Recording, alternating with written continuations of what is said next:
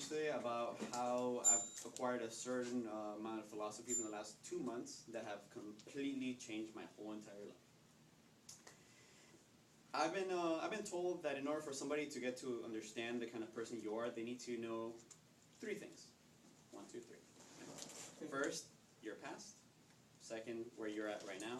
And third, where is it that you are going. So I will share a little bit about my past.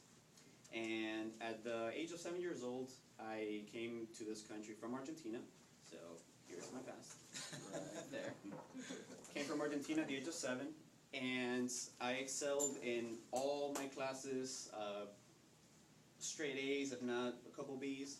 Made it all the way to the University of Florida as an electrical engineer. I was on top of the world. Go me, right? Now, at some point, I ended up getting depressed, right? Weird, what a twist. Ended up getting depressed, I failed out of college, and I slept for 4 years. 4 years. I mean, not the whole time, but 99% of the time, sleeping, right? So at some point, I learned this new concept that I should change my philosophies. All my philosophies, right? So starting with number 1. Before I get to my philosophies, I want to explain that I'm sure you might have heard these, you might have seen them somewhere. They come in the form of bumper stickers, Facebook statuses, etc. But I invite you to dig just a little deeper and you might find a very important, valuable lesson. Number 1, doing the same thing over and over and over again and expecting a different result is what? Insanity. Insanity. And I don't mean the commercial that appears at 3 in the morning while you're trying to fall asleep and you're just flipping through the channels. That's not what I'm talking about. So once I realized that insanity was the exact thing that I was doing for 4 years and expecting a different result, I started changing things. Which led me to my next philosophy, which came from the book Think and Grow Rich. And it's the idea of setting goals for yourself. Very important to set goals. You need to know where you're going. And more importantly, set unrealistic goals. Not the easy, oh, let me just get a job, work the 9 to 5, Monday to Friday. That's easy. Everybody does that. Set unrealistic goals. Okay. Why? Because that's what drives you. That's the reason you're here now, and that's who you want to be. We're in the best country in the world, so why not go all the way to the top, right? The hardest part about setting goals, from what I've learned, is that it comes to a time that life and time gets to you as a person, and you store these goals and dreams away into a little folder into your mind known as things that will never happen.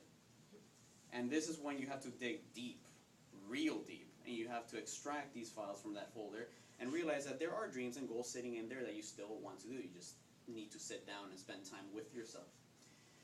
Once I established that, I also became aware of the idea that unrealistic goals have less competition than realistic goals. Most people go for the realistic, but the unrealistic, well, they're not secure enough, they're not confident enough in their beliefs, so they figure, well, I'll just go for the realistic goals. Now, you see this every time you go into a parking garage. First floor, filled with cars. Second floor, filled with cars. Yet everyone's there waiting and yelling and honking and just getting all riled up.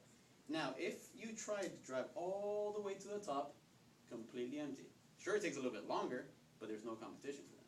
Why? Because the top is lonely. Now, the next step, I figured out that, well, you can't just think about goals. You have to decide what you're willing to give up. You need to give something up. It's the law of exchange. Once you decide to give something up, this could include anything from watching TV, listening to music, hanging out, whatever. Unfortunately, some people might not want to give these up. Why? Because they believe in instant gratification. But if you really think about it, if you really plan things out, you realize that everything you're giving up now gets added to your goals. So when you reach your main goal, you get everything back. It's just a matter of eating the crust first. If you're hungry, you don't like the crust, eat the crust first. And then enjoy the cheese, the mushrooms, the olives, whatever is left. Right? And at that point, I started to think a little bit deeper into the subject and realized that there's people out there that are extremely successful. They went from nothing to being rich and successful on top of the world. How did they do that, and why is it that I can't do it? I mean, they have 2 arms, 2 legs, a brain. I have 2 arms, 2 legs, and a brain, and so do we all. So I learned that it's the way they spend their 24 hours a day. That's the secret to that. Who would have thought, right? It's their time management. And once you realize this, you're able to recalibrate the way you use your time. You're able to recalibrate everything you do all the time, and life just gets easier. Remember, life is already tough. Can we agree on that? Yes. But the tougher you are on yourself, the easier life gets. Always. Pay the price now, because it is much better than living with regret later on. And you have to make conscious decisions every single day, every single second of your life. You don't set out to build a wall. You have to set out to place the brick as perfectly as it can be laid. And eventually, you have a wall. So, on that note, I wanted to say that I'm very happy to have joined this group, because I don't know anything about your past, I don't know anything about your futures, but I do know something about your present, that you're all here, laying a brick as perfectly as it can be laid. So I'm in the right place. I have already covered a little bit about my past, I've covered a little bit about my present, and just to add a little bit more to that, this right here, an idea by Jim Rohn, get a journal. Pictures just show the change over time in physical appearances. Journals show personal growth. Best idea ever. I'm glad I did this. And I will leave you with one last philosophy. If you ask, you shall receive. If you seek, you shall find.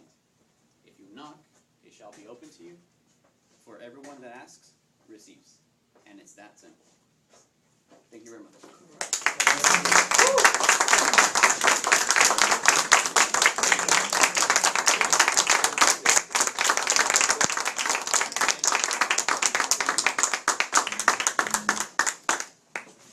Well, we thank Leonardo for that speech.